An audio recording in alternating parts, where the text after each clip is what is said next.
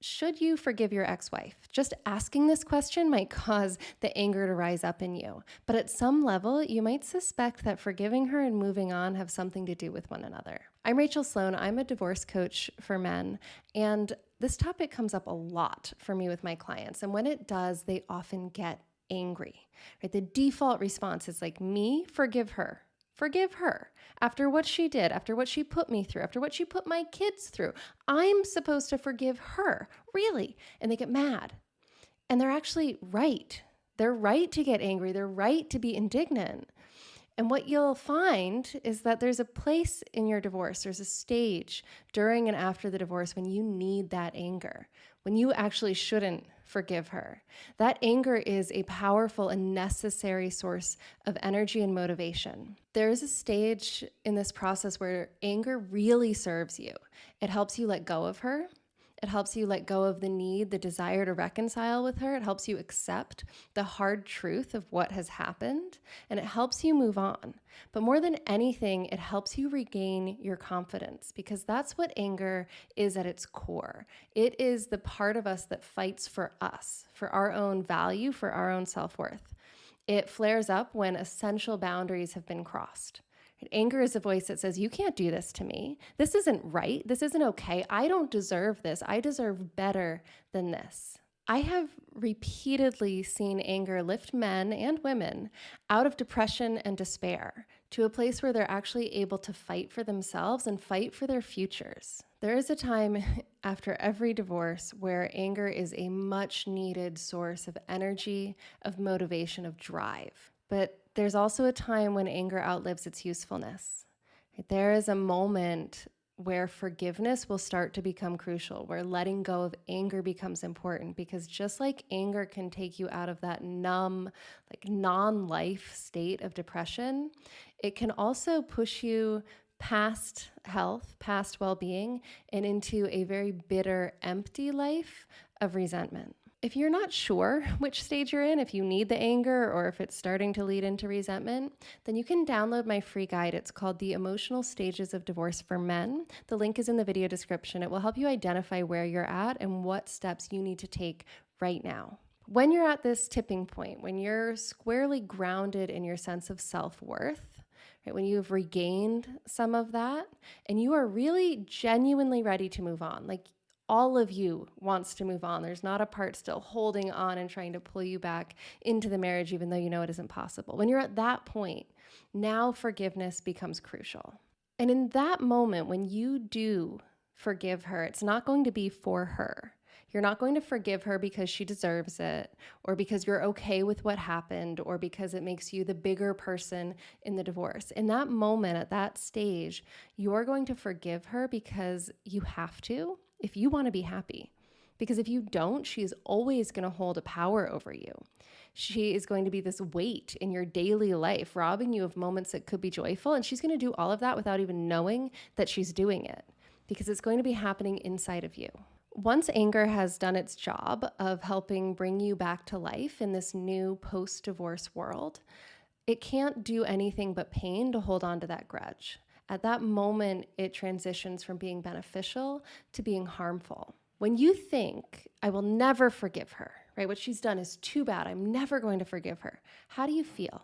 Right? In that moment, I would bet you feel angry and resentful, and sometimes maybe a little self-righteous, right? Which feels kind of good. But what do you create from anger and self-righteousness and resentment? When those emotions are alive inside of us, we tend to keep them alive by feeding them, and we feed them memories of the past.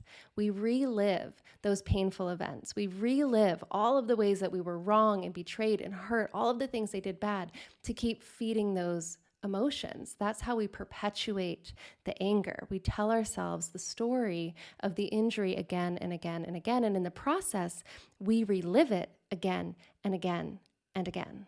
It's not happening to you right now. The divorce isn't happening. It's over. Right? The betrayal that she engaged in, whatever it was, maybe she cheated, maybe she lied, maybe she just left. Right? But she did that then in the past. How many times have you done it to yourself since then? How many times have you relived that experience in all of its agonizing, painful detail inside your own head?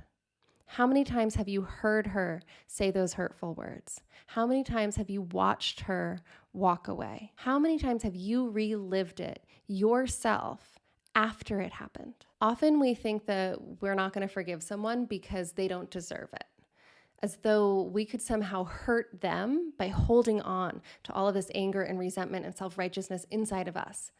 But they're not feeling any of that. I'm feeling it. And if it's you who's not forgiving your ex-wife, then you're feeling that. That's happening inside of you. She's not the one reliving these painful memories over and over and over again and suffering through them. That's you who's doing that.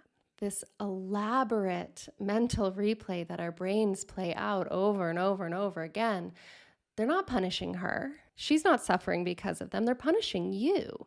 Right? It's like we create this tidy little hell inside our minds to torture her, but she's not there. Right? We can only torture ourselves, and maybe because we can't torture her, we do torture ourselves over and over and over again. And maybe some part of us even believes that we deserve it because of the mistakes that we made in the past. The really interesting thing here is that when you do forgive her, she doesn't actually have to be part of that either.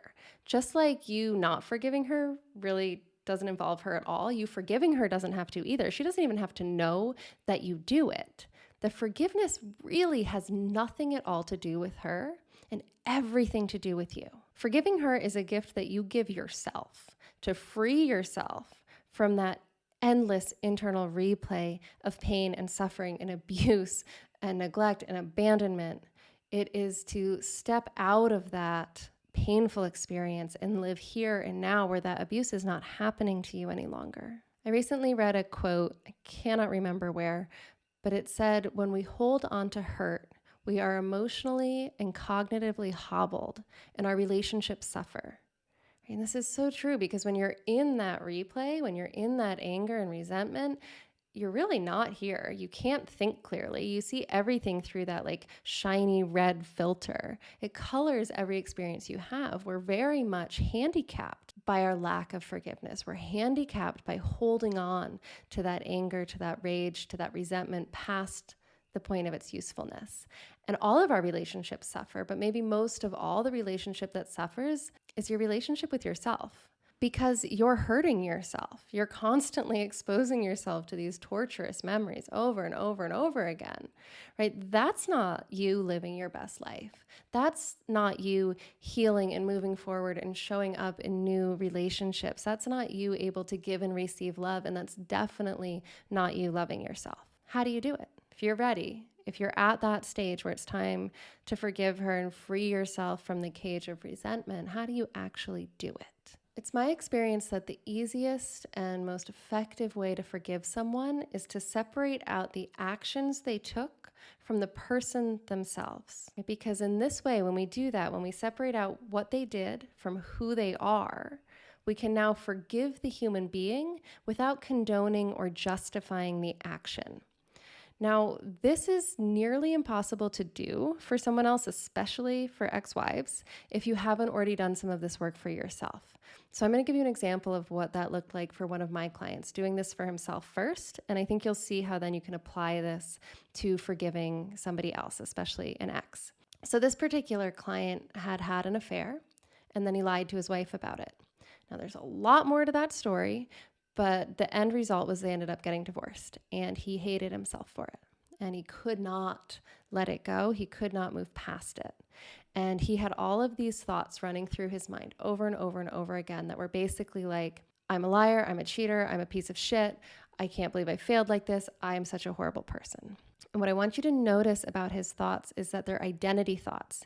I am a liar. I am a cheater. I am a piece of shit. There is a subtle but crucial difference between what I am and what I've done. I lied. I cheated. I acted like a piece of shit. Very, very different from I am a liar. If I am a liar, well, guess what? I am a liar. I've been a liar. I always will be a liar, right? If it's my identity to be this thing, then I can't change it. It's just who I am, right? I might as well throw my hands up and say, well, I'll never have a happy relationship. I'm pretty much screwed because I'm a liar, and who wants to be with a liar? Right? That's where this client was in his brain. But if we start looking at it the other way, okay, well, what if that's not totally true? What if you're not a liar? What if that's not a core part of who you are? What if it's something that you did? Well, now let's try to understand it. Why did you lie? Why did you cheat? It has been my experience that there is always an answer to these questions once we start to explore them. So in this example with this client, we looked back and we said, okay, why did you lie? We unpack it. Well, he lied because he was afraid if he told the truth, his wife was going to leave him, right? He didn't want to lose her, and so he lied, right? Why did he cheat? Well, we unpacked that. After the birth of their second child, they stopped having sex. They never really started again. There wasn't much physical intimacy. The emotional connection started to separate, and he didn't know how to reconnect with her, right? And he cheated as a result of not knowing how to reconnect. Now, I want to be very, very crystal clear here. I am not condoning or justifying his actions. And after we did this work, neither would he. He would still tell you to this day, yeah, cheating and lying destroyed my marriage. I shouldn't have done it. And it's one of the biggest regrets of his life. But what we do know is that at the time, there are reasons that he took that action. When we understand what was happening internally for him at that time, we can see how he ended up making those choices. And now this is powerful because there he can start to have a little compassion for himself. Right? He can look at that guy that he used to be and be like, okay, that guy really messed up, right? He made bad choices, and I understand why he made them. So if I don't want to do that again, if I don't want to be that guy anymore, then there's things that I need to learn. There's ways I need to grow and change, right? Maybe if I learned how to fix the rift that had formed between me and my wife, I wouldn't have needed to cheat. Or maybe if I knew how to communicate clearly about what I was thinking and what I was feeling, I wouldn't have had to lie. Right? When we separate the bad deed from the bad person, now there starts to be room for growth, for learning, for healing, and for change. And if I can understand why I did something in the past and I don't want to do it again in the future, well, I can see what I need to learn. And that is exactly what this client did. Right? He did the hard work of learning how to sit with and understand his own emotions first and talk to himself about what he was feeling. And then he learned how to communicate that to others, how to have deep, genuine conversations without being accusatory or blaming, how to meet a conflict in a way that would allow for reconnection instead of a greater splitting apart. And yes, he did all of this after his divorce, right? He can't go back and change what happened in his marriage, and he's had to accept that. But what he can do now, and what he is doing, is moving into a new relationship in a different way. He's not going to repeat the mistakes he made in the past. And he's not going to hold on to these beliefs that because he lied, he is a liar. Because he cheated, he is a cheater. He's allowing himself room for his own human experience, for the possibility of his own ability to grow and change and learn. Okay, so that's how you apply this to yourself, self-forgiveness. Forgiving someone else is exactly the same. What identity stories do you have about your ex-wife? She lied, right? She's a liar. She betrayed me. She's a cheater, right? She's a liar because she broke her vows. And she's heartless because she kept you from the kids. Right? What stories, what meaning is your brain making from her actions about who she is as a person? Now, if me just even asking these questions made like the hair on the back of your neck rise and the anger start to come up in you, then I want you to pause here, because that is a strong sign that you should not be working on forgiving your ex-wife right now. If you haven't done this work on yourself, separating out the actions in your past from who you are, if you haven't forgiven yourself for past mistakes, then you still need your anger. And it is serving you, and I do not want you to try to fight with it and let go of any grudges you're holding against your ex-wife. That anger is serving you right now. It's going to help you anchor into a sense of your own value, your own humanity. So do not try to forgive her if just thinking about it is making you angry. That's telling you that you need to do this work on you, that you need to find these identity level beliefs you're holding on and start to forgive yourself. And maybe before you can even do that, you might need a little help just balancing and calming your emotions. So if that's where you're at and you found this helpful and you want to keep going in this work, then you have to check out this free training. It's called Take Back Control of Your Life After Divorce. And what it's going to do is take a deep dive into those first 2 steps that I do with my clients before this forgiveness work, right? Forgiveness work is number 3. First, we work on regulating emotions and restoring your faith in yourself, the self-forgiveness work. So there's this amazing free training I've made. It's a full hour-long masterclass that takes a much deeper dive than I can do just here on YouTube into step-by-step exactly how to do those 2 things. So if you're not quite ready to forgive your ex yet, please go watch that training. It's going to give you all the tools you need to get really going with this other work so that you can get to a place where you really, truly are ready to think about letting go, finding forgiveness, and moving forward. All right, guys, check out the free masterclass, and I will see you in the next video. If you found this video helpful, then you have to check out my free masterclass, How to Take Back Control of Your Life After Divorce. In that hour-long masterclass, I go into way more detail than I can cover on these YouTube videos about how specifically to start to heal, to stop the painful emotions, regain your confidence, and take back control of your future. I break it down into steps and give you a lot of actionable items that you can start using right now today to start feeling better. You'll find the link in the video description below under free masterclass, How to Take Back Control of Your Life After Divorce. I hope to see you on the masterclass and in the next video here on YouTube. Thanks for watching.